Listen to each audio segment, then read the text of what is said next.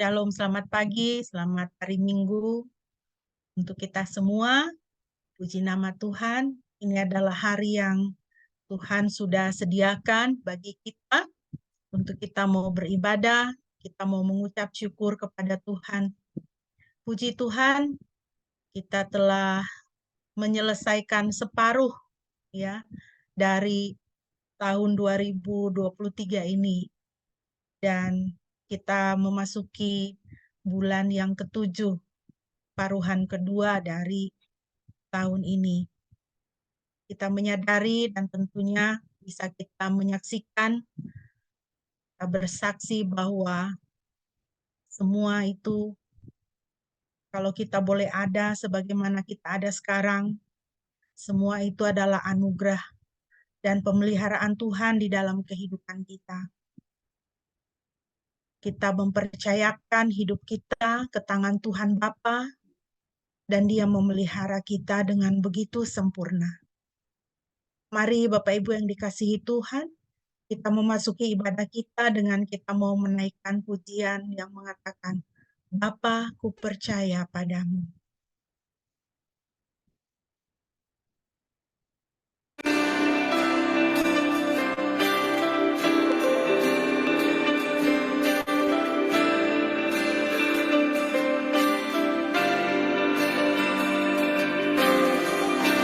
Selalu setia, selalu ada Kau Bapakku yang di surga.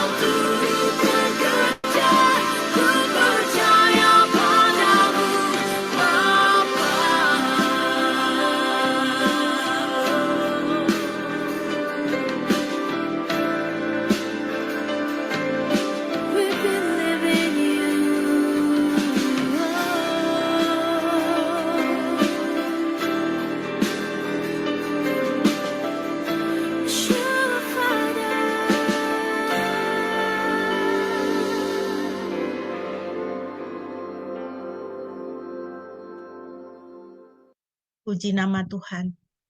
Bapak Ibu yang dikasihi Tuhan, mari kita akan menghabiskan ibadah kita pada pagi hari ini. Ibadah kita pada pagi hari ini hanya boleh jadi di dalam nama Tuhan Tritunggal yang Kudus, Bapa, Putra, dan Roh Kudus. Kasih karunia-Nya menyertai kita sekalian. Haleluya.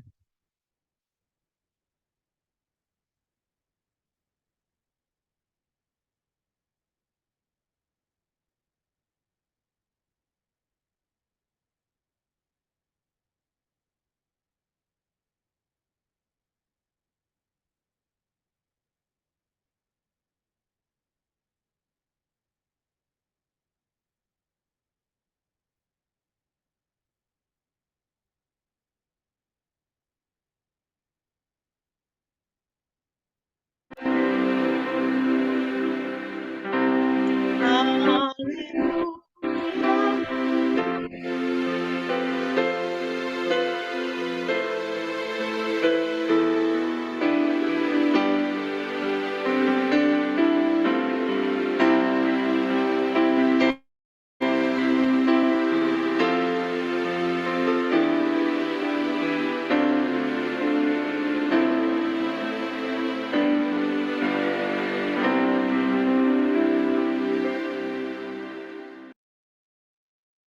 Firman Tuhan yang melandasi ibadah kita pada pagi hari ini terambil dari Filipi pasal 3 ayat 7 dan ayat yang ke-8.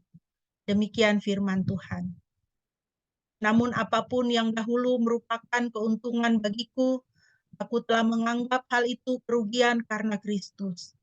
Bahkan lebih lagi, aku juga menganggap segala sesuatu sebagai kerugian karena meningkatnya pengenalan akan Kristus Yesus Tuhanku, yang karena Dia aku telah kehilangan segala sesuatu dan menganggapnya sebagai sampah, supaya aku boleh mendapatkan Kristus.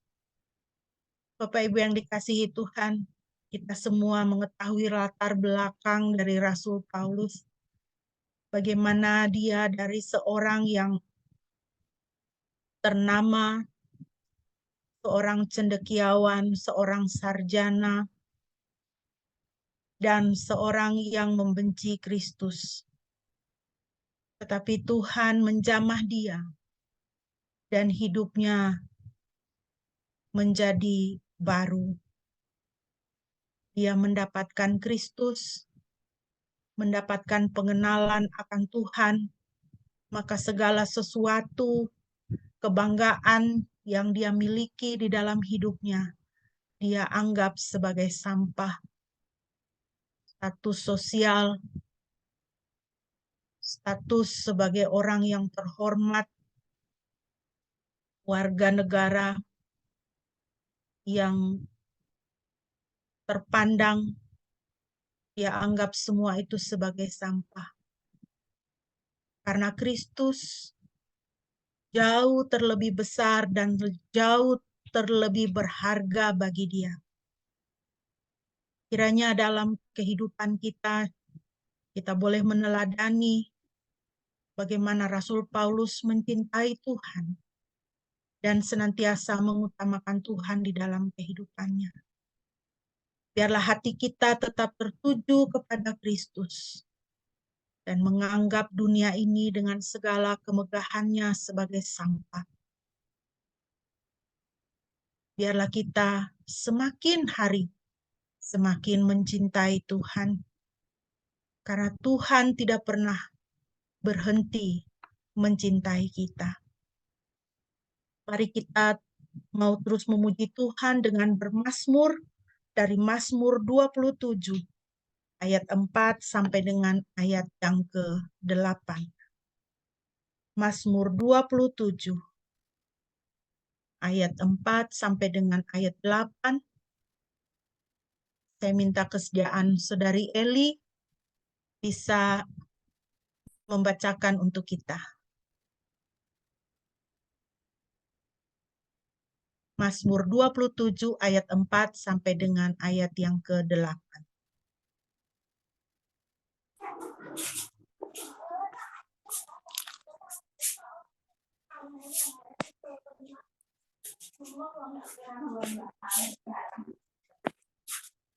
Mazmur 27 pasal Mazmur 27 ayat 4 sampai 8. Satu hal telah kuminta kepada Tuhan, itulah yang didiam di rumah Tuhan seumur hidupku, menyaksikan kemurahan dan menikmati bait-Nya. Sebab Ia melindungi aku dalam pondoknya pada waktu bahaya. Ia menyembunyikan aku dalam persembunyian di kemahnya. Ia mengangkat aku ke atas gunung batu. Maka sekarang tegaklah kepalaku mengatasi musuhku sekeliling aku. Dalam kemahnya aku mau mempersembahkan kurban dengan sorak-sorai. Aku mau menyanyi dan bermazmur bagi Tuhan. Dengarlah Tuhan seruan yang kusampaikan, kasihanilah aku dan jawablah aku.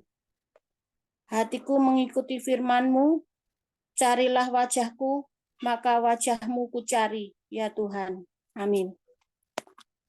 Amin. Terima kasih. Puji nama Tuhan. Biarlah bersama dengan pemazmur kita semakin merindukan untuk senantiasa ada di dalam persekutuan yang erat dengan Tuhan. Hidup di dalam hadirat Tuhan. Menikmati kasih Tuhan, menikmati firman Tuhan. Biarlah hidup kita terus dekat dengan firman Tuhan. Bapak Ibu yang dikasihi Tuhan, kita mau merenungkan firman Tuhan. Terlebih dahulu mari kita mempersiapkan dan kita akan menaikkan pujian sungguh indah. Sungguh indah kasih Tuhan di dalam hidup.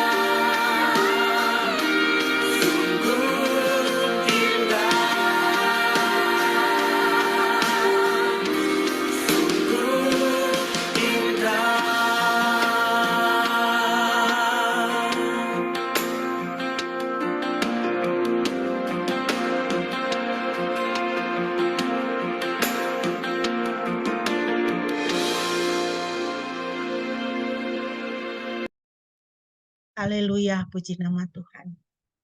Bapak Ibu, mari kita akan bersama-sama membaca firman Tuhan. Bagian firman Tuhan yang akan kita baca pada pagi hari ini terambil dari Yeremia pasal 30 ayat 1 sampai dengan ayat 24. Yeremia pasal 30 ayat 1 sampai dengan ayat yang ke-24. Saya akan membacakan bagi kita sekalian. Demikianlah firman Tuhan. Firman yang datang kepada Yeremia dari Yahweh yang berkata, "Beginilah Yahweh Elohim Israel berfirman, tuliskanlah bagi dirimu sendiri semua firman yang telah aku ucapkan kepadamu itu dalam sebuah kitab. Sebab lihatlah hari-harinya sedang datang, firman Yahweh, aku akan membawa kembali umatku yaitu Israel dan Yehuda dari pembuangan. Yahweh berfirman, dan aku akan mengembalikan mereka ke negeri yang telah aku berikan kepada leluhur mereka dan mereka akan memilikinya. Dan inilah firman yang telah Yahweh ucapkan mengenai Israel dan Yehuda. Sebab beginilah Yahweh berfirman, kami telah mendengar suara kegentaran, suara ketakutan, dan bukan suara damai sejahtera. Sekarang bertanyalah dan lihatlah, adakah seorang laki-laki melahirkan? Mengapa aku melihat setiap pria dengan tangan pada pinggangnya, seperti seorang wanita yang sakit bersalin, dan semua wajah menjadi pucat? Ah, alangkah dahsyatnya hari itu, sehingga tidak ada yang seperti itu. Dan inilah waktu kesusahan Yakub, tetapi ia akan diselamatkan darinya. Maka akan terjadi pada hari itu firman Yahweh Sebaot, Yahweh semesta alam. Aku akan mematahkan kuk dari tengkukmu dan aku akan menghancurkan belenggu-belenggumu. Orang-orang asing tidak akan lagi memperbudak mereka. Tetapi mereka akan melayani Yahweh Elohim mereka dan Daud raja mereka yang akan aku bangkitkan bagi mereka. Sebab itu janganlah takut, hai hambaku Yakub, firman Yahweh. Dan janganlah menjadi gentar, hai Israel, karena lihatlah, aku akan menyelamatkanmu dari jauh dan keturunanmu dari negeri pembuangannya. Yakub akan kembali, beristirahat dan menjadi tenang. Tidak ada seorang pun yang akan membuatnya takut. Sebab aku ada beserta engkau, firman Yahweh, untuk menyelamatkan engkau. Karena aku akan melakukan penghancuran penuh atas segala bangsa di mana aku telah menyerahkan engkau ke sana. Tetapi aku tidak akan melakukan penghancuran penuh atas engkau. Namun aku akan menghukum engkau dengan adil, dan aku tidak akan membiarkan engkau pergi tanpa hukuman. Sebab beginilah Yahweh berfirman, kehancuranmu tidak dapat dipulihkan, lukamu begitu parah, tidak ada seorang pun yang membela perkaramu, karena tidak ada obat penyembuh bagi borokmu. Semua kekasihmu telah melupakanmu, mereka tidak lagi mencarimu. Sebab aku telah memukul engkau dengan pukulan seorang musuh, suatu hajaran yang kejam, karena besarnya kesalahanmu, karena dosamu bertambah banyak. Mengapa engkau menangisi kemalanganmu? Duka citamu tidak dapat disembuhkan karena besarnya kesalahanmu. Dosamu begitu banyak sehingga aku telah melakukan hal ini kepadamu. Maka semua orang yang menelanmu akan ditelan, dan semua musuhmu, setiap orang dari mereka, akan masuk ke dalam penawanan. Mereka yang merampokmu akan menjadi rampasan, dan semua yang menjarahmu, aku akan menyerahkannya sebagai jarahan. Sebab aku akan memulihkan kesehatanmu, dan aku akan menyembuhkan luka-lukamu, firman Yahweh. Karena mereka telah menyebutmu orang buangan, dengan berkata, inilah Sion. Ayat 18. Inilah Sion, tidak ada seorang pun yang mencarinya. Beginilah Yahweh berfirman, lihatlah, aku akan mengembalikan kemah-kemah pembuangan Yakub dan berbelas kasihan terhadap tempat-tempat kediamannya. Kota ini akan dibangun kembali di atas timbunan puingnya, dan istana itu akan tetap berdiri di atas tempatnya. Dan dari mereka akan keluar ucapan syukur serta suara orang yang bersukaria. Aku akan membuat mereka semakin banyak dan mereka tidak akan menjadi sedikit. Aku juga akan memberi mereka kehormatan dan mereka tidak akan menjadi kecil. Anak-anaknya akan menjadi seperti sebelumnya dan kaumnya akan ditegakkan di hadapanku. Aku akan menghukum semua orang yang menindas mereka.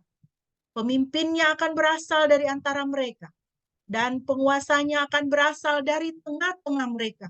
Aku akan membuatnya mendekat dan ia akan menghampiriku. Sebab siapakah yang dapat menjamin hatinya untuk datang mendekatiku? Firman Yahweh. Engkau akan menjadi umatku dan aku akan menjadi Elohimmu. Lihatlah, badai Yahweh telah menyambar dengan amarah, seperti angin ribut yang menyapu, dan turun menimpa kepala orang fasik. Kedahsyatan murka Yahweh tidak akan berbalik sampai dia menggenapinya dan sampai dia mewujudkan keinginan hatinya. Di kemudian hari, kamu akan memahami hal ini. Demikianlah firman Tuhan, yang berbahagia adalah setiap kita yang mendengar dan menjadi pelaku firman. Mari Bapak Ibu, sebelum kita merenungkan firman Tuhan, kita berdoa. Bapa, terima kasih Tuhan untuk firman-Mu yang boleh kami baca dan sebentar akan kami renungkan kebenaran-kebenarannya. Kiranya Tuhan memberkati perenungan kami Tuhan, buatlah kami memahami dan berikanlah kami kuasa untuk menjadi pelaku firman demi hormat akan nama-Mu. Terpujilah Engkau Tuhan di dalam nama Yesus. Haleluya. Amin.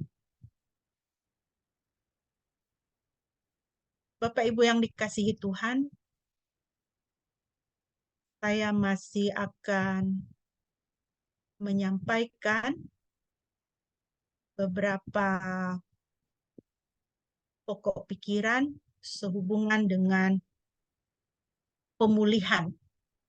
Jadi ini adalah sambungan dari khotbah saya 2 minggu yang lalu. Dan tema yang saya berikan untuk perenungan kita pada pagi hari ini adalah pemulihan bagi kita. Pemulihan itu adalah untuk kita. Tuhan Alkitab adalah Tuhan yang melakukan pemulihan. Tuhan Alkitab adalah Tuhan yang memulihkan kita. Dan itu kita bisa baca di dalam Alkitab di banyak tempat. Kita boleh melihat itu. Memang paling jelas yang bisa kita lihat adalah dalam pelayanan Tuhan Yesus ketika ia melayani, melakukan pelayanannya di atas muka bumi ini. Kita bisa membaca begitu banyak perbuatan-perbuatan, tindakan Tuhan untuk menyembuhkan orang-orang yang sakit dan memulihkan status orang dari yang dia itu dipandang hina oleh masyarakat, tetapi Tuhan menyatakan, misalnya seperti Sakeus itu kan, Tuhan menyatakan di hadapan semua orang bahwa Tuhan mengasihi dia. Dan Tuhan mengatakan bahwa dia pun adalah anak Abraham, keturunan daripada Bapa orang beriman. Bapak Ibu yang dikasihi Tuhan, kalau kita berbicara mengenai pemulihan, pemulihan artinya diperbaiki atau dikembalikan ke keadaan semula, ya, dipulihkan. Bukan hanya diperbaiki, tetapi lebih daripada sekedar diperbaiki, dikembalikan ke keadaan semula, keadaan yang semestinya. Nah, kalau kita berbicara mengenai pemulihan di dalam Alkitab, maka dipulihkan, dikembalikan kepada keadaan yang semestinya itu menurut rancangan dan kehendak Tuhan bagi kita. Jadi dipulihkan menurut polanya Tuhan, dikembalikan kepada rancangan dan kehendak Tuhan bagi kita. Kejadian 1 ayat 31 mengatakan, dan Elohim melihat segala sesuatu yang telah dia buat, dan tampak sangat baik, dan jadilah petang dan jadilah pagi, itulah hari ke-6. Di dalam Kejadian pasal 1 bukan hanya ayat ini saja yang mengatakan bahwa Tuhan melihat apa yang dia buat itu baik, tapi ada beberapa kali di beberapa ayat dikatakan setelah Tuhan menciptakan, dia melihat segala sesuatu yang telah dia buat itu tampak sangat baik. Jadi keadaan semula ciptaan, keadaan semula manusia, keadaan semula alam semesta ini, itu Tuhan lihat dan Tuhan buat itu sangat baik.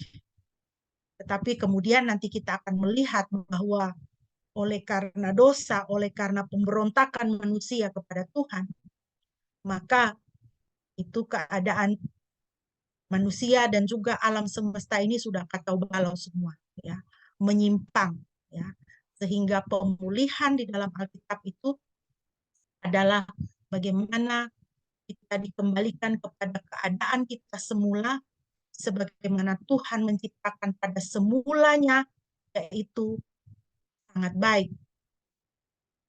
Jadi Bapak Ibu, pemulihan itu diperlukan karena segala sesuatunya itu berjalan atau tidak dalam kondisi keadaan yang semestinya. Pemulihan itu diperlukan karena semuanya itu udah ambiar, udah kesana kemari, ya. Things are not in the way they should be. Jadi harus ada tindakan pemulihan. Misalnya, kenapa things are not in the way they should be? Kita sakit, ya. Kita sakit, kita berkonflik dengan diri sendiri. Kalau orang sakit itu kan ada konflik dengan diri sendiri, ya kan? Baik secara fisik maupun secara batin. Ada yang tidak beres di dalam diri kita, sakit secara fisik. Misalnya tekanan darah kita tinggi, kadar gula tinggi, kolesterol tinggi, ini kan tidak normal, ya. Ini ada konflik namanya, begitu ya. Jadi harus ada pemulihan di situ, harus dikembalikan, ya. Dikembalikan kepada keadaan yang sehat, tekanan darah yang normal, kadar gula normal, kolesterol normal, asam urat normal. Jadi harus ada pemulihan di situ. Kita mulai makan sehat, kita mulai minum obat, kita mulai olahraga. Karena apa? Karena kita mau supaya fisik kita itu dipulihkan. Ini hanya sebagai pemikiran saja. Di TV One, salah satu channel di televisi nasional kita, pada 16 November 2008 menayangkan data WHO yang mengungkapkan bahwa setiap 1 detik 1 orang diamputasi karena diabetes. Ini sekarang sudah tahun 2023. Nah, ini bagaimana ini? Apakah itu bertambah jumlahnya karena gaya hidup kita yang tidak bagus, tidak sehat sama sekali, ya. Begitu banyak makanan instan dengan makanan-makanan dengan kadar gula yang tinggi, ya. Bahkan gula hampir ada di semua jenis makanan, ya, makanan proses, ya, makanan yang sudah diproses, makanan buatan, makanan awetan, kan. Bukan hanya melanda orang-orang dulu kan istilahnya diabetes, kolesterol, apa begitu penyakit orang tua, katanya gitu kan. Tetapi sekarang kan sudah menjadi penyakit orang muda, anak-anak muda, orang-orang dewasa muda, bahkan remaja, ya, juga mengalami sakit penyakit yang sedemikian. Yang mudah-mudahan, ya, tidak semakin bertambah. Kalau 2008 tiap 1 detik 1 orang diamputasi karena diabetes, mudah-mudahan angka ini tidak bertambah. Mudah-mudahan. Tapi kita lihat secara fisik ada sesuatu yang tidak normal, maka kita memerlukan pemulihan, harus dikembalikan kepada keadaan yang semula yang sehat. atau sakit di dalam batin ya. Jadi sakit itu sakit fisik tapi juga sakit di dalam batin. Minggu lalu kita sudah melihat membahas mengenai hal itu. Jiwa kita sakit ya. Ada kepahitan, ada kebencian, ada kekecewaan ya kepada sesama, kepada diri sendiri, bahkan kepada Tuhan ya, menolak diri sendiri, cemas terus-menerus yang akhirnya berubah menjadi atau mengarah menjadi depresi ya, takut, cemas, khawatir terus-menerus sehingga kemudian apa namanya mengalami fobia ya. Jadi kalau fobia itu ada asosiasinya ya, ada asosiasinya. Kenapa orang takut gelap ya? Nah, itu minggu lalu saya sudah menceritakan ya, kenapa dia takut gelap. Bisa jadi waktu dia masih kecil dia ditakut-takutin. Ya, kalau kamu nggak mau makan nanti mama kunci kamu di kamar gelap. Setelah dewasa dia berusaha merasionalisasikan, di dalam gelap itu kan tidak ada apa-apa, ya kan? Tetapi rohnya menjadi sakit, jiwanya itu sudah sakit. Setiap kali lampu mati atau gelap, maka dia akan mengalami serangan kepanikan. Ya, dia takut gelap. Ya, fobia itu demikian ya, ada asosiasinya. Jadi oleh karena ditransfer roh jahat, roh ketakutan ini kepada si anak, maka jiwanya, rohnya itu kemudian dikuasai oleh roh takut, cemas, khawatir, dan kemudian menjadi fobia. Jadi ada sakit di dalam batin jiwanya. Kita memerlukan pemulihan juga karena apa? Kita berkonflik dengan sesama, ya. Iri hati, dendam, menolak orang lain, bersikap dingin, tidak menunjukkan kasih, ya. Susah lihat orang senang, senang lihat orang susah, mengutuk orang lain, ya. Aduh, mudah-mudahan aja dia celaka, ya. Mudah-mudahan dia nggak sukses, ya. Ingin yang jahat terjadi pada orang lain, menjahati orang lain. Ini semua menandakan atau memperlihatkan kepada kita adanya konflik dengan sesama dan ini tidak benar, ya kan? Ini bukan keadaan yang semestinya. Maka di sini pemulihan harus terjadi, ya. Harus dikembalikan kepada keadaan semula di mana apa? Hubungan kita dengan orang itu, dengan sesama itu adalah hubungan kasih, hubungan yang baik, hubungan yang melayani, memberkati, berbuat baik kepada orang lain. Itu adalah hubungan yang keadaan yang normal seperti itu. Tapi kalau dalam relasi, dalam hidup kita penuh dengan hal-hal ini tidak normal. Ya. Dan sedih sekali kalau kita sebagai anak-anak Tuhan ya, dengan sesama, kita tuh bisa bertahun-tahun seperti itu. Ya. Hidup dalam iri hati, dendam kepada orang lain, cuek, dingin ya, tidak menunjukkan kasih. Ya. Malah seneng lihat kalau orang lain itu susah. Bahkan kita sampai menjahati orang lain. Nah, ini keadaan yang dimana kita memerlukan pemulihan di sini. Kemudian kita memerlukan pemulihan itu kapan? Ketika kita berkonflik dengan Tuhan. Bagaimana kita tahu bahwa kita itu berkonflik dengan Tuhan? Hubungan kita dengan Tuhan itu tidak baik. Kita tidak mengasihi Tuhan, susah taat pada perintah Tuhan, tidak hormat pada Tuhan dengan hidup semaunya. Pahit dan marah kepada Tuhan, kecewa kepada Tuhan. Tuhan kok gini sama saya, Tuhan tuh tidak adil sama saya, Tuhan kok nggak dengar doa saya. Orang lain sukses, padahal itu nggak benar hidupnya. Saya ini kok ikut-ikut Tuhan, tapi makin lama kok kayaknya makin susah, marah sama Tuhan. Saya nggak pernah jahat loh Tuhan. Tapi kok saya ini susah aja hidup saya. Marah sama Tuhan. Tidak percaya kepada Tuhan. Tidak percaya kepada Tuhan.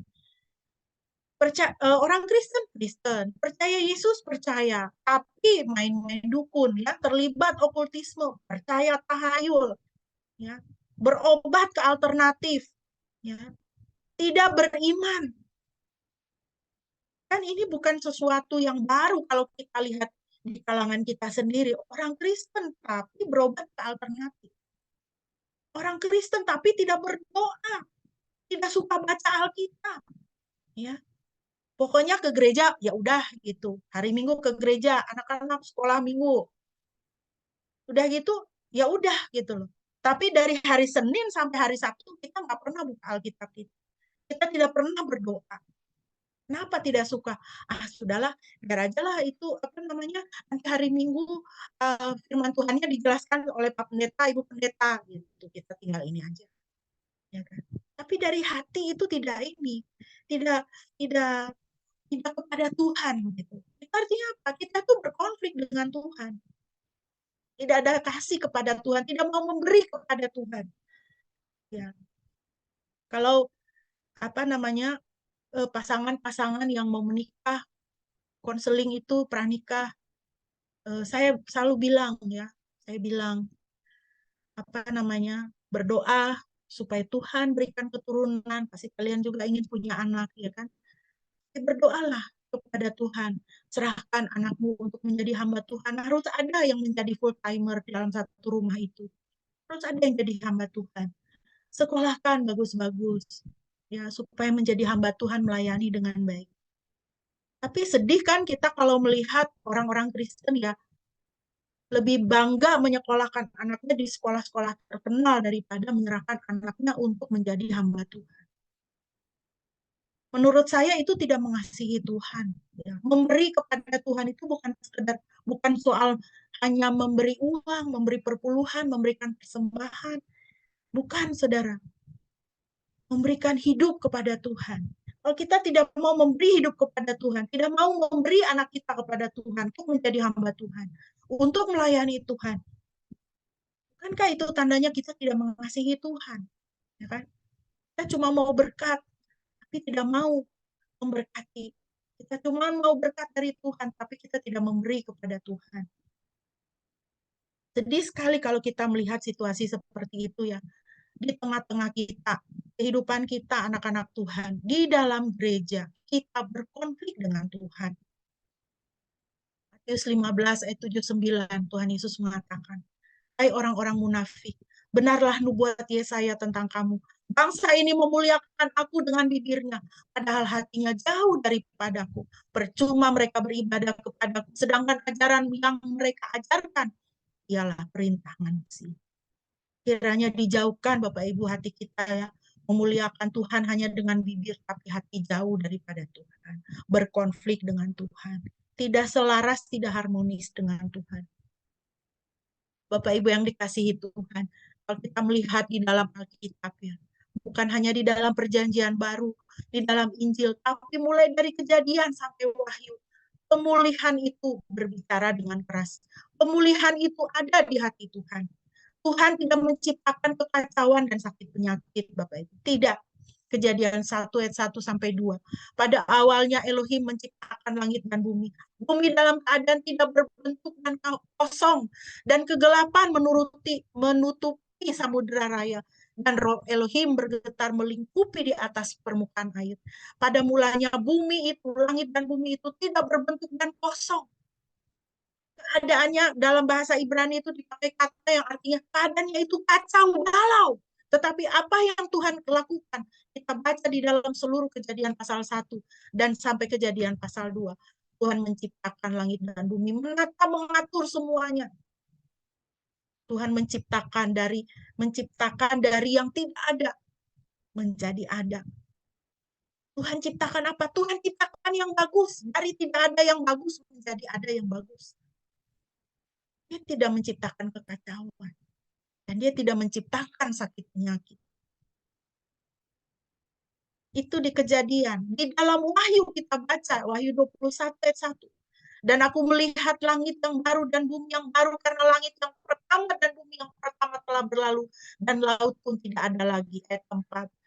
Dan Elohim akan menghapus setiap air mata dari mata mereka, dan maut tidak akan ada lagi. Tidak juga perkabungan atau ratap tangis, bahkan rasa sakit tidak akan ada lagi. Karena hal-hal yang pertama itu telah berlalu. Ayat 5. Dia yang duduk di atas tahta itu berkata, lihatlah aku menjadikan semuanya baru. Dan dia berkata kepadaku, tuliskanlah karena perkataan-perkataan ini adalah benar dan dapat dipercaya. Jadi saudara lihat ya, dari kejadian Tuhan berbicara, Tuhan bertindak, Tuhan melakukan apa?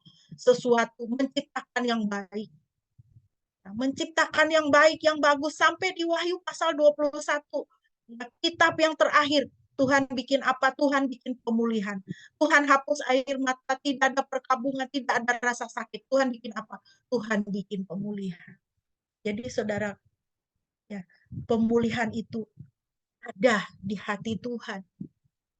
Ketika Tuhan menciptakan Taman Eden, apa yang Tuhan lakukan di situ? Di situ ada hadirat Tuhan. Semua teratur, tertata baik, sempurna, tidak ada sakit, air mata, konflik, tidak ada. Tidak ada pertumpahan darah, tidak ada ketakutan, tidak ada kematian. Betapa Tuhan kita adalah Tuhan kehidupan, Tuhan keteraturan, Tuhan segala sesuatu yang baik, Tuhan kesehatan, Tuhan sukacita, Tuhan damai, relasi bagus ya. Tidak ada gontok-gontokan, tidak ada ketakutan, tidak ada kematian. Dan Tuhan menciptakan manusia menurut gambar dan rupanya, menurut citranya. Citranya itu bagaimana? Sempurna, kudus, mulia, benar. Jadi ketika Tuhan menciptakan manusia itu sempurna, kudus, mulia, benar di hadapan Tuhan. Tuhan menciptakan yang bagus, Tuhan menciptakan alam semesta, Tuhan membuat Taman Eden, bikin taman yang bagus, lingkungan hidup yang bagus, Tuhan ciptakan manusia yang bagus, suci, mulia, kualitasnya nomor 1.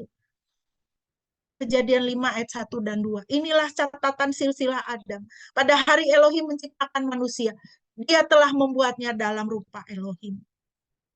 Ayat 2, dia menciptakan mereka laki-laki dan perempuan, dan dia memberkati mereka. Dan dia memanggilnya dengan nama Adam pada hari mereka diciptakan. Jadi saudara, sekali lagi kita lihat ya, bagaimana Tuhan kita itu, Tuhan yang luar biasa, Tuhan yang hebat, Tuhan yang bagus, Tuhan kualitas bagus. Ya. Tidak menciptakan penyakit, tidak menciptakan kekacauan, tidak menciptakan konflik. Ya. Bahkan dia menciptakan manusia itu menurut sesuai dengan citra dirinya, gambar dan rupanya sendiri. Kalau dia itu adalah Tuhan yang maha, ya, Tuhan yang maha, Tuhan yang tidak ada bandingannya, Tuhan yang tidak ada saingannya. Apa luar biasanya hasil karyanya, begitu bermutu tinggi ya. Tetapi Bapak Ibu dan Saudara yang dikasihi Tuhan, setelah kejadian pasal 3, kita melihat apa? Kita memerlukan pemulihan. Karena apa? Kejadian pasal 3 mencatat, disitulah dosa. Manusia memberontak terhadap Tuhan. Dosa itu bukan jatuh ke dalam dosa ya. Kalau saya jatuh ke dalam dosa, saya jatuh belum tentu kesalahan saya. Bisa jadi karena saya terpleset, ya kan? Bukan kemauan saya jatuh. Tetapi dosa itu bukan manusia itu jatuh ke dalam dosa. Dosa itu adalah pemberontakan manusia terhadap Tuhan. Saudara bisa baca di Kejadian 3 ayat 2 sampai dengan 7. Adam dan Hawa secara sadar memilih ya, memilih untuk meragukan firman Tuhan, memilih untuk lebih dengar-dengaran pada iblis, memilih untuk memutuskan untuk tidak taat kepada Tuhan secara sadar. Kalau kita lihat, tidak ada alasan mereka itu untuk memberontak kepada Tuhan. Kenapa? Karena semua sudah Tuhan sediakan. Semua sudah Tuhan berikan. Tuhan berikan yang baik. Tuhan berikan yang bermutu tinggi. Mereka tidak perlu bekerja. Mereka hanya perlu menikmati. Menikmati saja. Tapi dengan sadar manusia itu. Ya, manusia itu meragukan firman Tuhan. Dengan sadar manusia memutuskan untuk lebih dengar-dengaran kepada iblis. Fokus kepada ya Hawa itu mulai goncang itu karena apa? Dia mulai fokus kepada buah itu kan. Aduh, buah ini bagus juga ya. Saudara, kalau kita mulai fokus kepada yang di luar Tuhan, selain daripada Tuhan, itu langsung itu ya pencobaan itu akan menjadi apa? Dosa. Manusia memutuskan untuk tidak menaati Tuhan. Ini kayaknya bagus ya. Ini kayaknya enak ya. Sedikit aja kayaknya sih nggak apa-apa. Ya kan? Tetapi kemudian terjadilah malapetaka di situ. Bapak Ibu, kalau kita memperhatikan Kejadian pasal 3, ya, silakan nanti baca sendiri, kita bisa lihat ya akibat dosa. Pertama, manusia itu mati. Matinya itu tidak langsung mati jasmani ya. Matinya itu mati rohnya dulu. Mati rohnya itu apa? Tidak hidup di hadirat Tuhan. Kejadian 3:19. 22 sampai 24. Dengan cucuran keringat di wajahmu, engkau akan makan roti sampai engkau kembali kepada tanah. Ya, kematian fisik akan terjadi padamu. Karena dari situlah engkau telah diambil. Sebab engkau debu dan kepada debu engkau akan kembali. 22-24. Oleh sebab itu Yahweh Elohim memerintahkannya keluar dari Taman Eden supaya mengolah tanah yang darinya dia diambil. Jadi kematian itu ada dua, kematian fisik, tetapi kematian jiwa, kematian roh dalam pengertian tidak lagi hidup di hadirat Tuhan. Keluar dari Taman Eden. Kita lihat ya, orang yang hidup di dalam dosa itu, kan dia tidak hidup di hadirat Tuhan. Dia tidak hidup di hadirat Tuhan. Badannya masih hidup, masih bernapas. Tapi rohnya itu dikuasai oleh roh jahat. Tidak ada hadirat Tuhan. Tuhan itu menjadi asing buat dia. Alkitab jadi asing buat dia. Saudara, ngeri kalau orang Kristen seperti itu ya. Kita tidak hidup di hadirat Tuhan. Alkitab itu jadi asing sama kita. Kita tidak baca, kita tidak suka, kita tidak cinta. Ya kan? Akibat dosa sakit. 3:16, Kejadian 3:16. Kepada wanita itu dia berfirman, aku akan sangat memperbanyak penderitaanmu dan kehamilanmu. Dalam kesakitan kamu akan melahirkan anak-anak. Sakit penyakit muncul di situ. Ingat ya, bukan Tuhan yang menciptakan loh sakit penyakit itu. Tetapi akibat dosa, manusia mengalami sakit penyakit. Susah. 3:17-18, maka terkutuklah tanah karena kamu. Dengan bersusah payah, engkau akan mencari nafkah dari tanah itu seumur hidupmu. Dan dia akan menghasilkan semak duri dan tanaman berduri bagimu. Dan engkau akan memakan tumbuh-tumbuhan di padang. Jadi susah. Harus kerja, dan kerja itu susah. Harus mau berkeringat. Kenapa? Karena tanah itu menghasilkan semak duri bagimu. Kau makan tumbuh-tumbuhan di padang. Waktu di Taman Eden masih dalam persekutuan yang indah dengan Tuhan. Makan buah dari yang ada di dalam taman. Bukan makan tumbuh-tumbuhan di padang. Korek-korek rumput, korek-korek padang, ya cabut-cabut umbi kecil-kecil yang ada di dalam tanah. Ya kan? Susah. Jadi Bapak Ibu yang dikasihi Tuhan, coba kita periksa hidup kita ya. Apakah kita ini sedang jauh dari Tuhan ya? Tidak hidup di hadirat Tuhan. Terlalu banyak sakit penyakit kita alami dalam hidup kita. Terlalu banyak kesusahan kita alami di dalam kehidupan kita. Apakah ada dosa yang masih kita belum selesaikan di hadapan Tuhan? Apakah ada dosa yang masih kita belum selesaikan? Nah, Bapak Ibu yang dikasihi Tuhan, bagaimana Tuhan memulihkan? Kalau kita melihat di sepanjang Alkitab ya, mulai dari kitab Kejadian, apa yang Tuhan lakukan? Kejadian 3:21, Tuhan menumpahkan darah binatang untuk membuat cawat. Saudara tahu cawat? Ya, cawat itu kan seperti permisi pakaian dalam aja kan gitu, hanya untuk menutup kemaluan. Setelah Adam dan Hawa mereka jatuh ke dalam dosa, mereka kemudian menyadari ketelanjangan mereka dan mereka merasa malu. Lalu mereka membuat cawat untuk menutupi ketelanjangan mereka. Cawat ini bukan pakaian yang utuh gitu ya kan, hanya untuk menutupi kemaluan. Dan mereka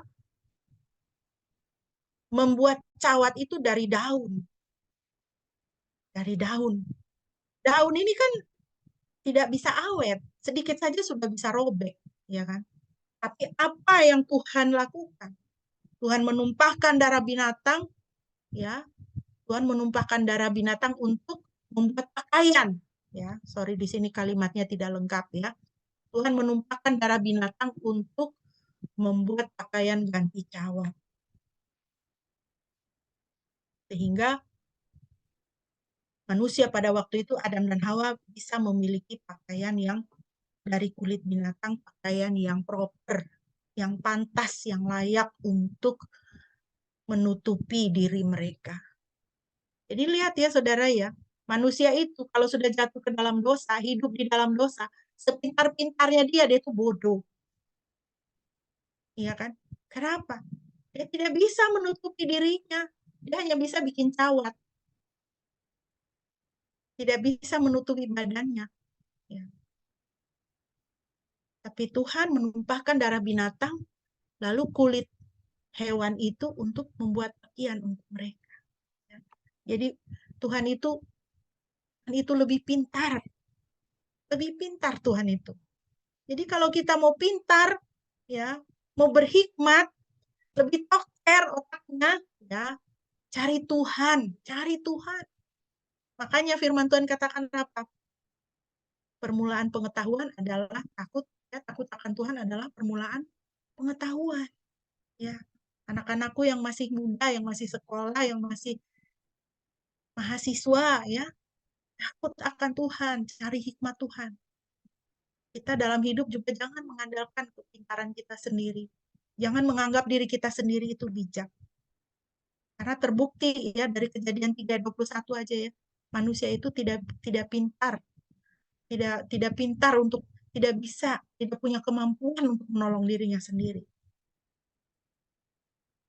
Tapi Tuhan melakukan pemulihan dengan apa? Memberikan mereka pakaian yang sepantasnya, yang proper. Dengan cara apa? Menumpahkan darah binatang. Tuhan sembelih hewan itu. Itu pemulihan Tuhan kan. Kalau orang berpakaian lengkap itu kan martabatnya ada. Gitu. Kehormatannya itu ada. Manusia itu sangat dikasihi Tuhan, saudara.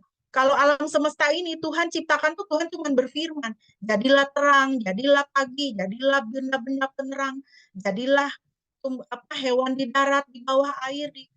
Tuhan cuma berfirman, tapi manusia itu Tuhan itu membentuk. Ya, kita tidak bisa membayangkan bagaimana cara Tuhan, tapi itu bahasa manusia ya. Tuhan mengambil debu tanah lalu membentuk. Dengan bahasa manusia itu kan berarti apa? Tuhan itu pakai tangannya gitu ya kan. Tuhan pakai tangannya untuk membentuk manusia itu. Nah, sekarang Tuhan bikin pakaian, Tuhan pakai tangannya juga ya untuk menyembelih hewan itu supaya kulitnya itu bisa dibuat menjadi pakaian untuk manusia. Betapa saudara kita itu spesial di hati Tuhan ya kan. Kan pakai tangannya sendiri untuk mengurus kita, untuk mengurus saudara dan saya. Jadi jangan pernah ragukan pemeliharaan Tuhan dalam hidup kita. Jangan pernah ragukan kuasa Tuhan untuk menjaga kita. Penyertaan Tuhan itu sempurna. Pemeliharaan Tuhan itu sempurna. Pemulihan Tuhan itu sempurna. Lalu kita maju. Ya, apa yang Tuhan lakukan untuk memulihkan umatnya? Tuhan memberikan hukum Taurat. Hukum Taurat itu adalah instruksi, panduan supaya dilakukan, supaya hidup menjadi baik, supaya norma-norma menjadi bagus ya, relasi sosial dan relasi hubungan dengan Tuhan itu bisa menjadi bagus. Tuhan memberikan hukum Taurat. Tidak berhenti di situ, Tuhan mengutus para nabi. Ya, Tuhan utus para nabi. Ketika umat itu mulai selengean, mulai ke sana kemari gitu ya, mulai teralih dari Tuhan, mulai ikut berhala-berhala bangsa-bangsa Kanaan ya, bangsa-bangsa yang tidak menyembah Yahweh, mulai ikut-ikutan. Aku pengen keren seperti mereka. Aku pengen juga. Ini kan lagi trendy nih. Kayaknya keren deh gitu. Ketika umat Tuhan tuh pikirannya, hatinya, matanya udah melirik ke sana kemari ya, ikut-ikut dunia, Tuhan kirim apa? Para nabi untuk ingatkan, hey, ingat ya. Balik kepada firman Tuhan, balik kepada firman Tuhan. Apalagi kalau saudara baca di dalam kitab Hakim-Hakim itu ya, waduh itu benar-benar itu luar biasa. Ketika hakim-hakim satu dimunculkan Tuhan, umat itu ikut Tuhan. Tapi waktu satu hakim dia meninggal, langsung berbalik lagi mereka ikut berhala-berhala. Nanti Tuhan kirim lagi hakim-hakim siapa? Tuhan bangkitkan lagi, langsung bertobat lagi mereka. Begitu dia mati, balik lagi berdosa lagi umat Tuhan itu. Ya. Tapi Tuhan tidak berhenti sampai di situ ya. Kita fast forward ya ke perjanjian baru. Apa yang Tuhan lakukan? Akhirnya, ini enggak bisa nih. Enggak bisa. Segala cara saya sudah pakai. Lalu apa yang dilakukan oleh Bapa? Dia mengutus putranya Yesus Kristus. Supaya kutuk dosa dan maut ditanggung olehnya. Karena apa? Ikut hukum Taurat nggak bisa. Dengar para nabi juga bebal. Ya. Sampai ada satu firman Tuhan itu, Tuhan katakan di dalam perjanjian lama. Aku sudah tidak tahu lagi. Kau itu kau mau kupukul di bagian mana lagi ya? Ini versi saya gitu ya, ayat itu ya. Bunyinya begitu. Tuhan aja sudah sampai, aduh, mau bagaimana lagi begitu. Akhirnya Bapa mengutus putranya. Ia menyerahkan putranya sendiri.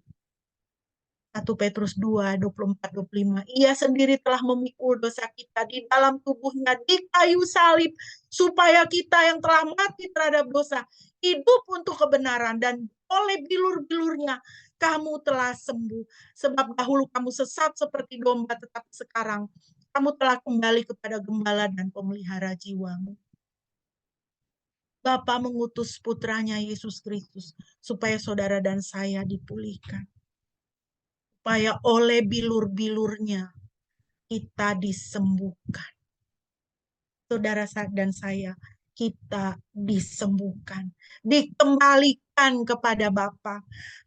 Kamu dikembalikan kepada gembala dan pemelihara jiwamu. Dipulihkan kembali kepada keadaan semula, di mana Tuhan menciptakan kita dengan kualitas nomor 1. Lukas 5, 31, 32. Lalu jawab Yesus kepada mereka, katanya, bukan orang sehat yang memerlukan tabib, tetapi orang sakit.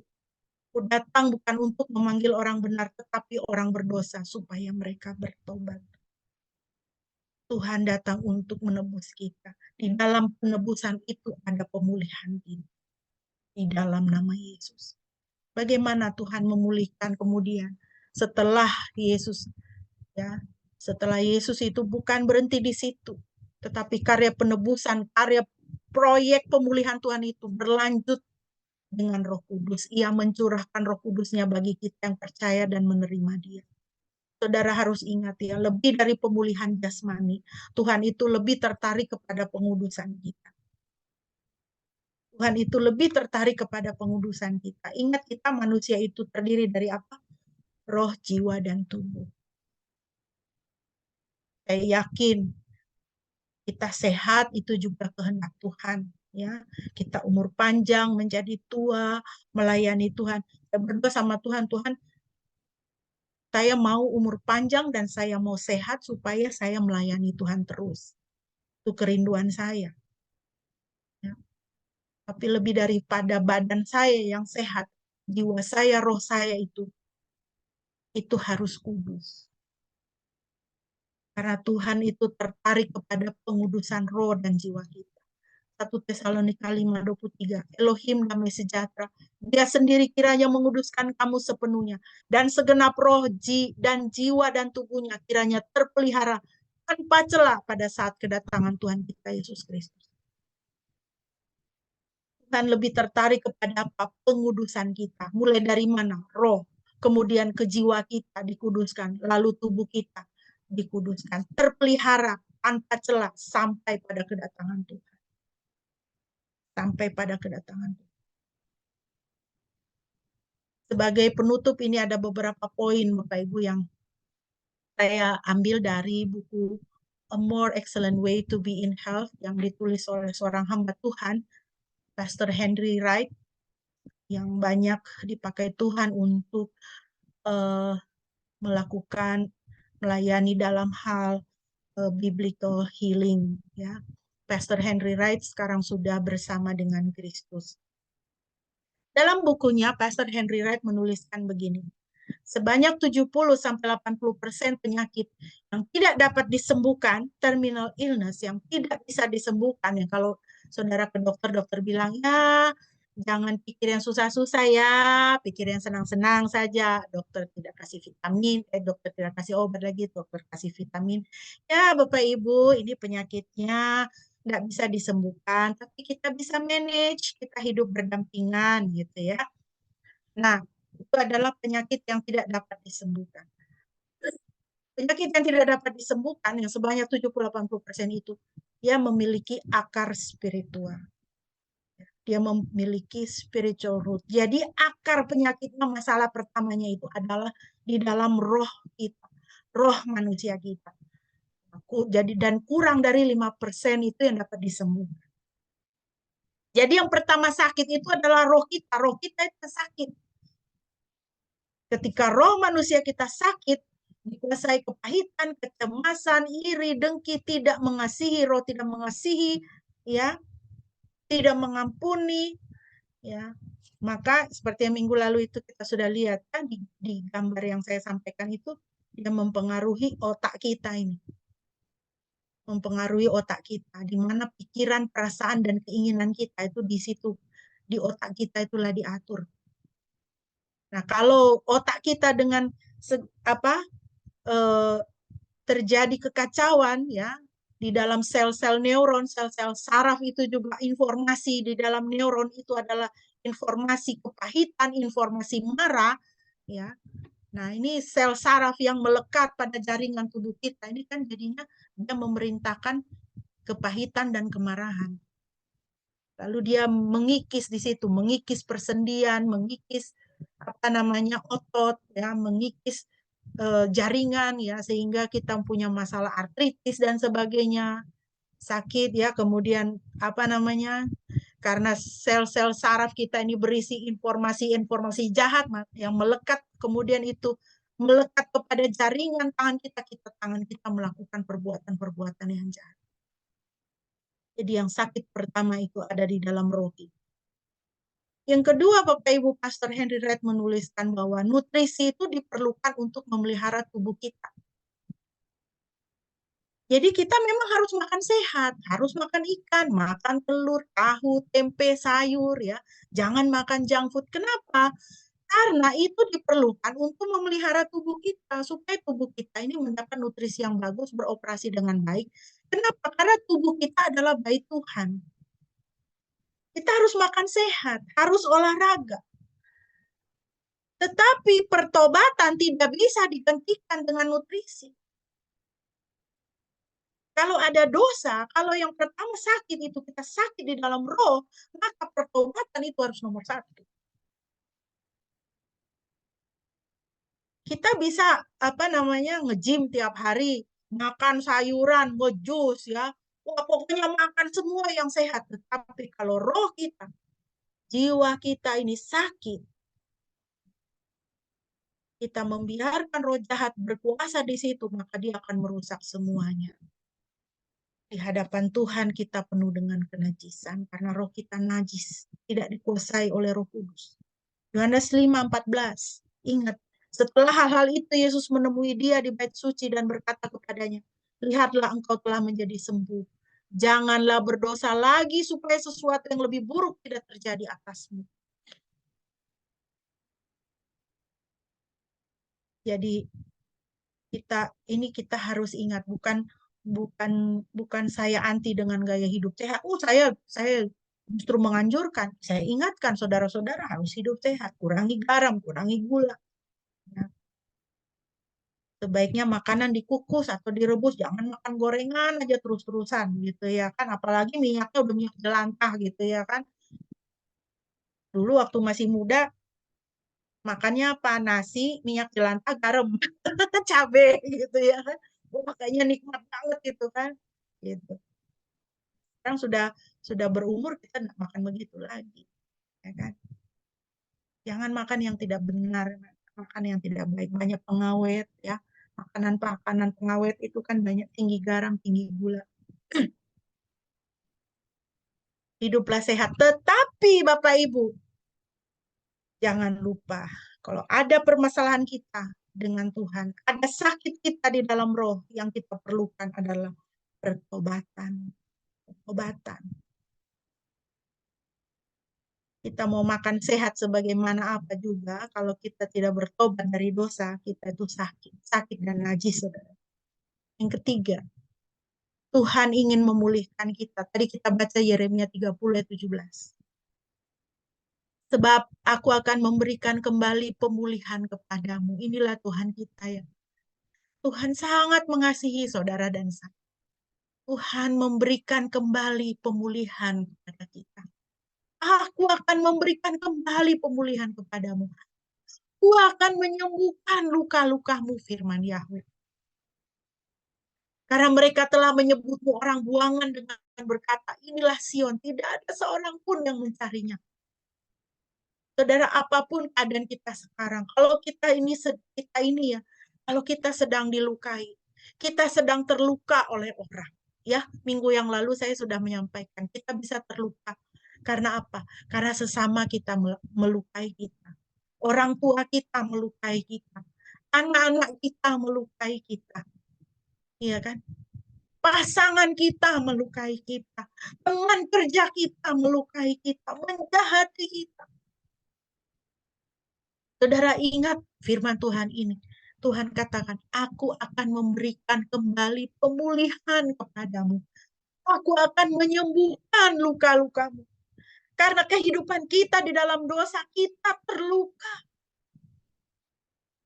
Tuhan katakan, aku akan menyembuhkan luka-lukamu. Datang kepada Tuhan, saudara. Walaupun orang bilang, sudah celaka, dia tidak bisa. Sudah ambiar hidupnya, udah nggak karuan. Tapi kalau saudara datang kepada Tuhan, ya, Tuhan bilang, aku akan memberikan pemulihan kepadamu. Lihatlah Sion. Orang bilang apa? Oh Sion, lihat itu Sion. Tidak ada yang mencarinya. Lihatlah itu. Ya, dan tidak karu-karuan keadaan. Datang pada Tuhan, saudara. Walaupun saudara tidak bisa melihat masa depan, datang pada Tuhan. Pegang janji ini, Tuhan, aku terluka. Aku sakit. Aku menderita. Tapi aku mau pegang janji-Mu. Tuhan, aku mau datang kepadamu karena Engkau mengatakan apa? Aku akan memberikan pemulihan kepadamu. Yang keempat, semua penyembuhan penyakit dengan akar spiritual adalah bagian dari pengudusan kita oleh Roh Kudus. Karena sakit penyakit yang memiliki akar spiritual itu, yang pertama sakit itu adalah apa? Sakit, rohnya sakit ya. Rohnya sakit, roh manusia kita sakit. Ketika Roh Kudus mulai bekerja di situ, ketika kita mengizinkan Roh Kudus untuk masuk di situ, maka apa yang dihasilkan oleh Roh Kudus di dalam roh kita? Buah roh, ya kan? Damai, kasih. Roh kita dipulihkan, roh kita dikuduskan. Yang kelima, Tuhan tidak dapat memulihkan kita kecuali kita memenuhi standar kekudusannya.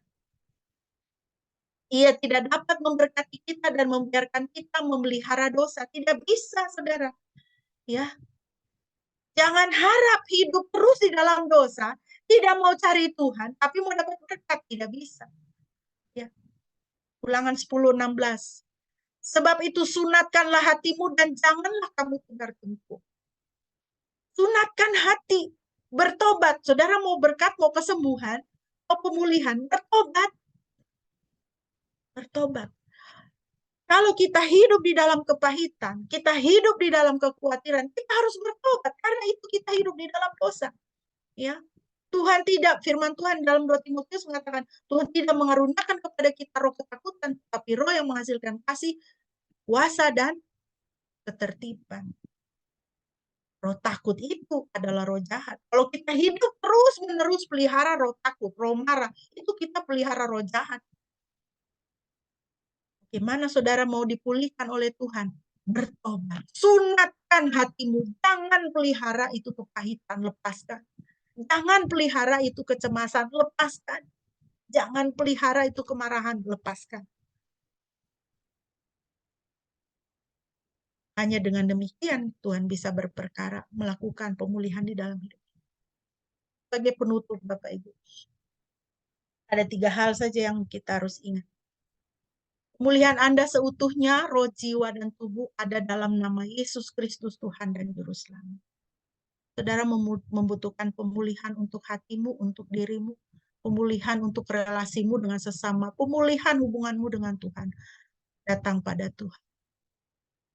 Dalam nama Yesus Kristus, Tuhan dan Juru Selamat.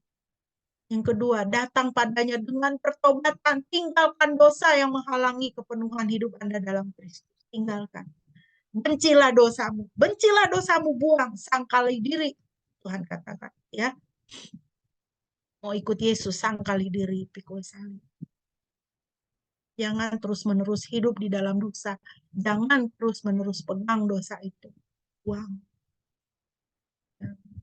Sedangkan Rasul Paulus aja tadi di nas pembimbing kita baca ya, semua yang hebat-hebat dalam hidupnya, status sosial, kewarganegaraan, dia tuh warga negara dua.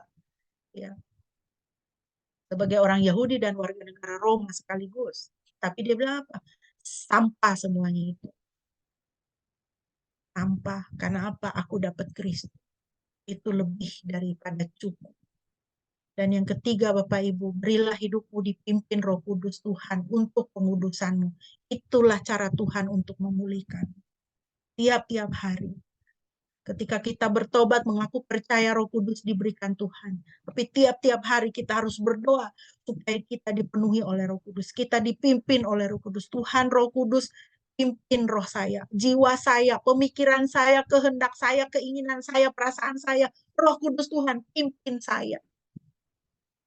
Supaya saya semakin hari semakin dikuduskan dan semakin kiranya Tuhan memberkati Bapak, Ibu, dan Saudara sekalian. Amin. Mari kita berdoa. Bapa di surga, terima kasih Tuhan untuk firman-Mu, kami datang pada hari ini.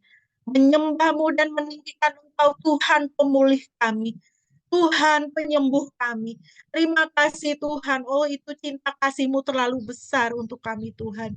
Kami sungguh bersyukur. Tuhan luar biasa Engkau.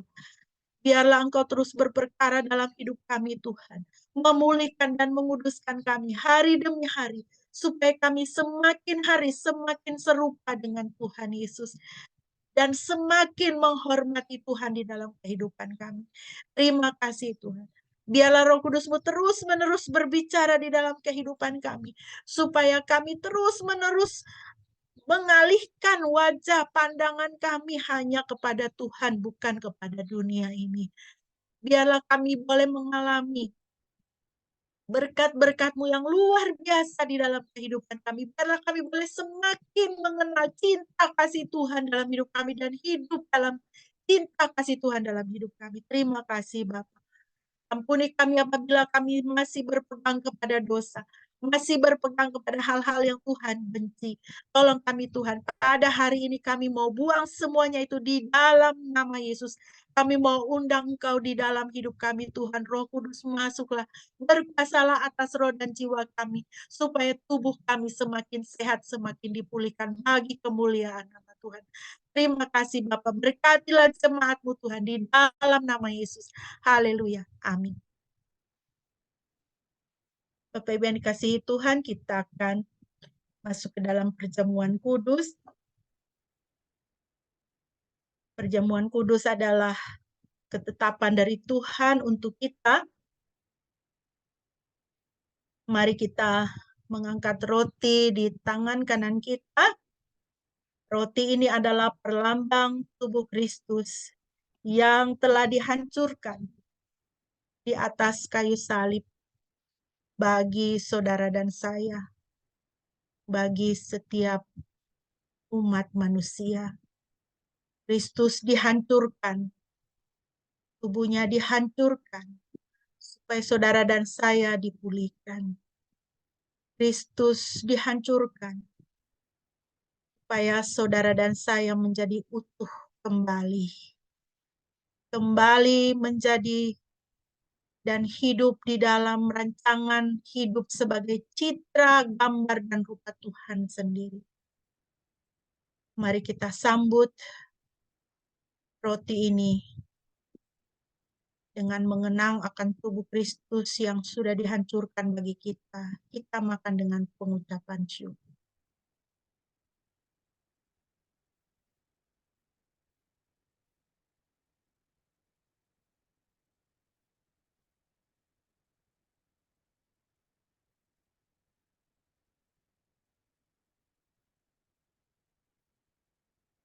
Mari kita angkat anggur di tangan kanan kita. Anggur ini adalah perlambang darah Kristus yang telah dicurahkan bagi kita. Darah yang mulia, darah yang kudus, ditumpahkan bagi saudara dan saya untuk pembasuhan kita, untuk pengudusan kita, supaya kita bisa mendapat, kita bisa masuk menghadap Bapa yang Maha Kudus yang telah menyerahkan Putra satu-satunya bagi kita. Kita boleh menghadap Bapa yang Maha Kudus dan menjadi anak-anaknya. Dan dengan menjadi anak-anaknya, kita boleh menikmati semua hak waris dan kebaikan daripada Bapa. Mari kita minum dengan penuh pengucapan syukur.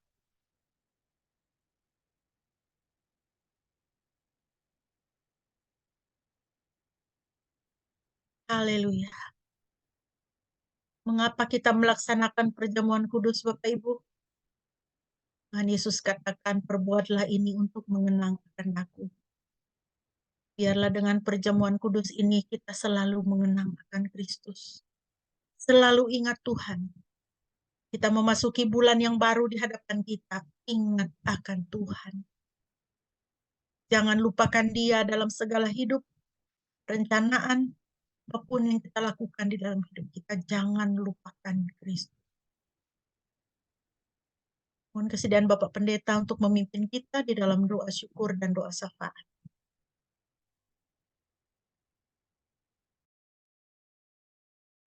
Baik. Mari kita bersatu dalam doa. Ya Tuhan, terima kasih. Kami bersyukur karena pagi ini kami kembali diingatkan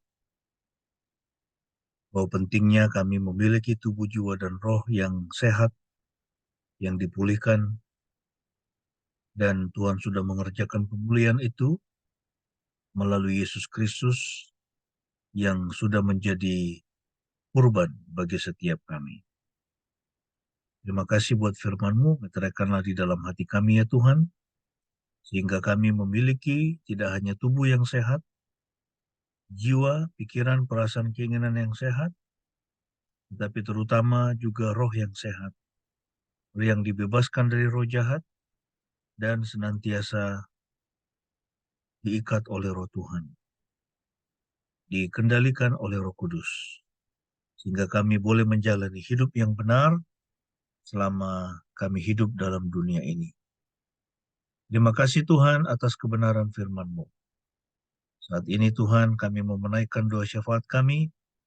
Kami berdoa bagi bangsa dan negara kami, kiranya Tuhan memberkati dengan limpah, sehingga program-program pemerintah untuk memajukan bangsa dan juga menyediakan lapangan pekerjaan dan kemakmuran bagi bangsa Indonesia, rakyat Indonesia, benar-benar boleh tercipta dari Sabang sampai Merauke, dari Talaut sampai Pulau Rote. Kiranya anugerah Tuhan menyertai bangsa kami. Karuniakanlah keamanan, perdamaian atas bangsa kami, dan juga menghadapi Pilpres 2024 nanti kiranya suasana yang tenang, aman, dan damai benar-benar boleh tercipta di tengah-tengah bangsa kami ya Tuhan. Saat ini kami juga mau berdoa untuk gereja Tuhan di seluruh dunia dan juga di Indonesia.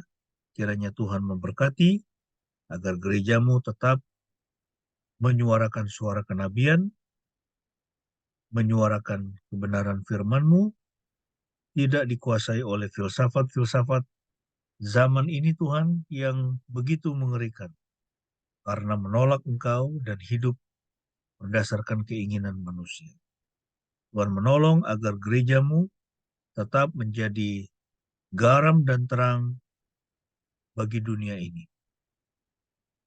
Tidak dipengaruhi oleh dunia ini, tetapi justru mempengaruhi dunia ini.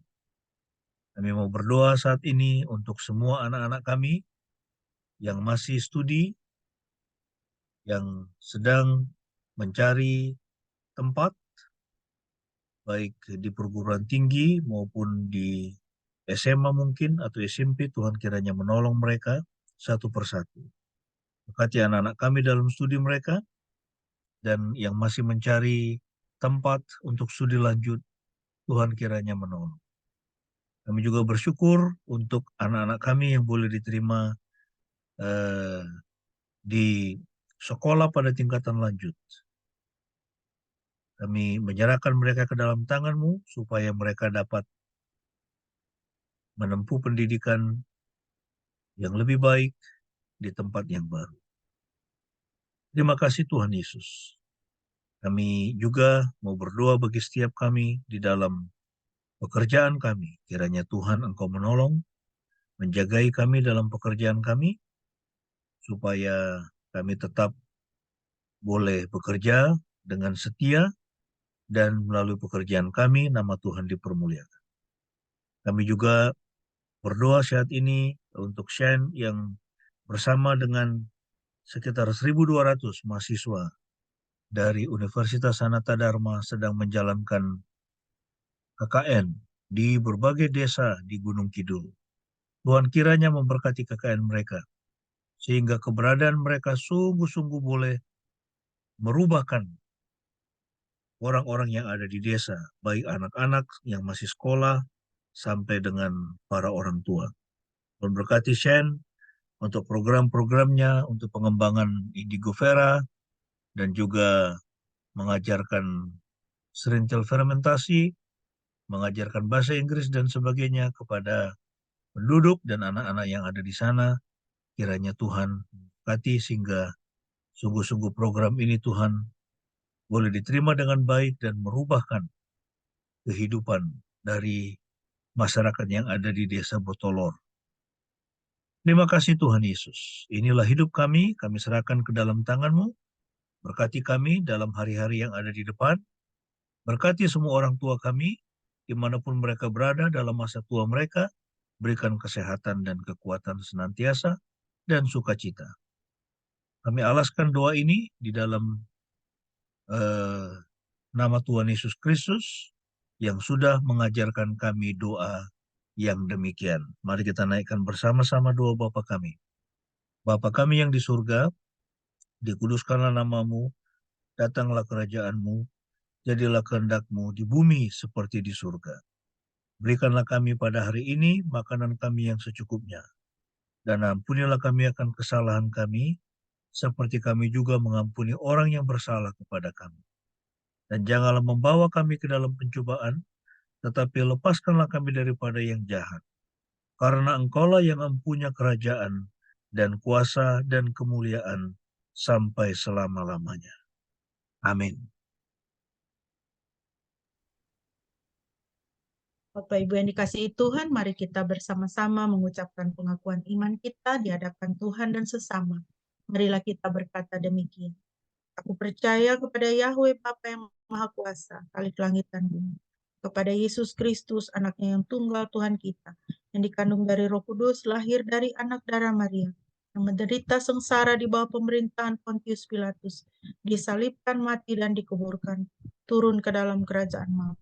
Pada hari yang ketiga bangkit pula dari antara orang mati, naik ke surga, duduk di sebelah kanan Yahweh Bapa yang Maha Kuasa, dan akan datang dari sana untuk menghakimi orang yang hidup dan yang mati. Aku percaya kepada Roh Kudus, gereja yang kudus dan am, persekutuan orang kudus, pengampunan dosa, kebangkitan orang mati, dan hidup yang kekal. Amin. Bapak Ibu, kita akan mengakhiri ibadah kita pada pagi hari ini, dan sebelum kita menerima berkat, mari kita kembali memuji Tuhan dari Kidung Jemaat 413 menjadi doa kita di hadapan Tuhan. Mohon pimpinan Tuhan dalam hidup kita. Tuhan pimpin anak-Mu.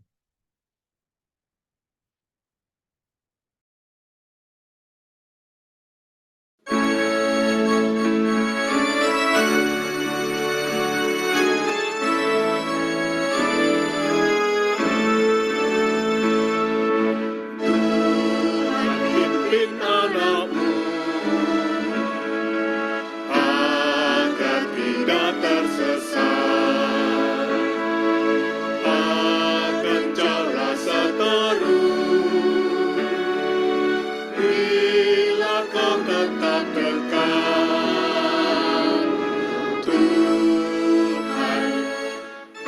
Pimpin arus hidup menderas, agar jangan kau sesat. Pegang tanganku erat, hanya di Kau sajalah perlindungan yang teguh. Bila hidup menekan, Kau harapanku penuh. Tuhan, pimpin arus hidup menderas, agar jangan ku sesat. Pegang tanganku erat.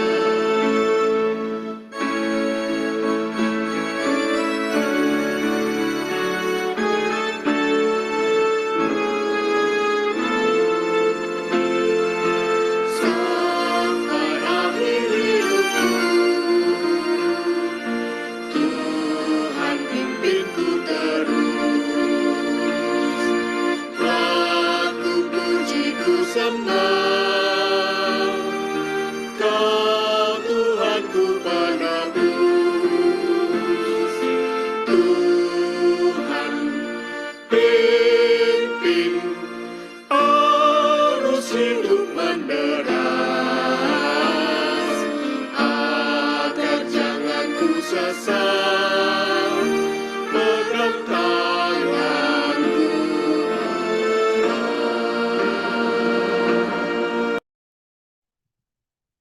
Kekasih-kekasih Tuhan, arahkanlah hatimu kepada Tuhan dan terimalah berkat-Nya.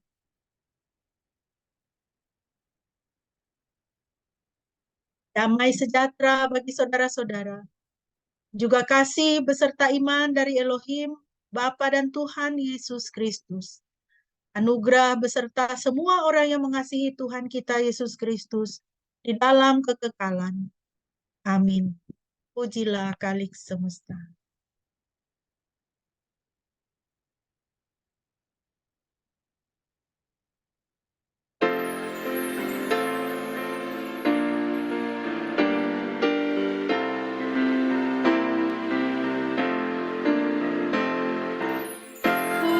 Pujilah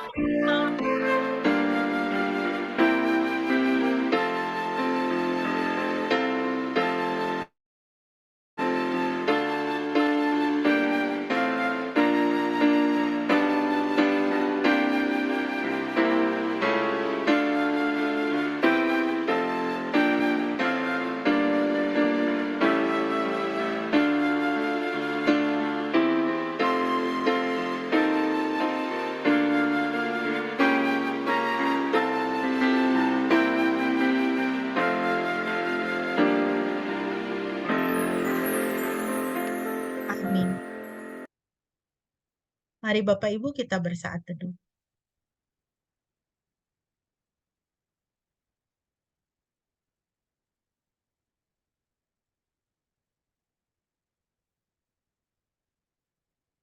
Amin. Demikian Bapak Ibu, ibadah kita pada pagi hari ini telah selesai. Terima kasih atas kehadiran dan partisipasinya. Terima kasih atas persembahan dan kasihnya kepada gereja Tuhan. Kiranya Tuhan Yesus memberkati Bapak Ibu dan saudara sekalian. Shalom.